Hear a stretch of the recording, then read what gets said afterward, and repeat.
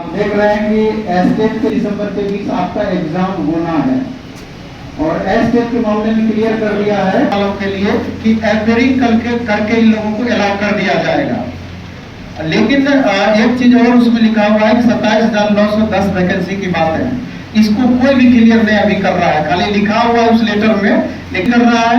और जहां भी वीडियो चल रहा है, जहां से भी न्यूज निकल करके आ रहा हो, सीट की संख्या के बारे में अभी तक ज्ञात नहीं है। करना है आगे का अपनी रणनीति कि किस हिसाब से हम चलेंगे, कैसे कैसे हमको मेहनत करना है, क्योंकि इस बीच में दशहरा दिवाली सब है, तो उससे मतलब नहीं है। दशहरा दिवाली जिंदगी भर आते रहेगा, लेकिन ऐसा दशहरा दिवाली होना चाहिए करने का, यानी कि अपने स्कोर के लेवल को वहां तक जज करने का, जितना में आपका रिजल्ट आप दे रहे हैं। लेकिन अब तक आपने जो पढ़ाई किया है, अब आप रूटीन बना लीजिए कि किस हिसाब से कैसे उसको रिवीजन करेंगे कि आपको अपना बेस्ट मिल पाए। टेस्ट ही इसमें बहुत सारे ऐसे बच्चे हैं 6-6 महीने से लगातार टेस्ट दे रहे हैं, तो आप जो लगातार शुरुआत से टेस्ट दे रहे होंगे, जैसा आप शुरू से आपको बताते आ रहे थे कि क्वेश्चन जो आपसे नहीं बनता है, गलत होता है, उसको जरूर आप टिक आउट करके रखें, चिन्हित करके रखें कि लास्ट मोमेंट में जब आप रिवीजन करें तो जो ऑलरेडी जान रहे हैं वहां टाइम वेस्ट नहीं करना है।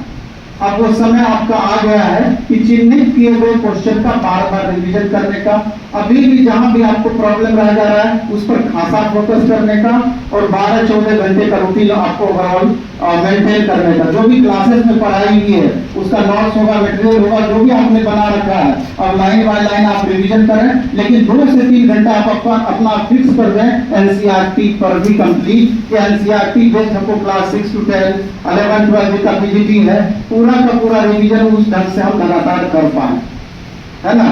और जैसा कि हम पहले भी बताए थे कि पिछले बार भी SCERT NCERT based last moment के लिए बहुत सारे छोटा मटेरियल हम लोग बनाते हैं रिवीजन के उद्देश्य से। तो अब समय आ गया है उस मटेरियल को कॉमन पेपर का अलग मटेरियल टेलीग्राम पर देना स्टार्ट करेंगे, उसको भी एक बार अच्छे से लाइन बाय लाइन रिवीजन कर लीजिएगा। तो और आपका समय कैसे बीत जाता है देखते देखते बिल्कुल भी पता नहीं चलता है।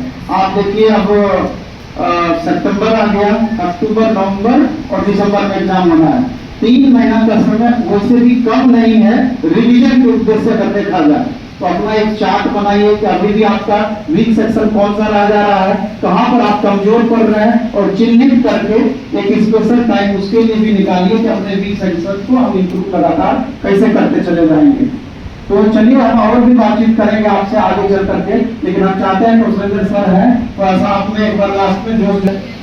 सबसे पहले आपको ये न्यूज सुनकर कैसा लगा?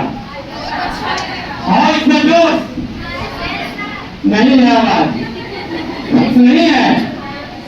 आप लोग तो कह रहे थे कब एग्जाम होगा, कब एग्जाम होगा, आपको भेजा नहीं, आपको खुश होना चाहिए।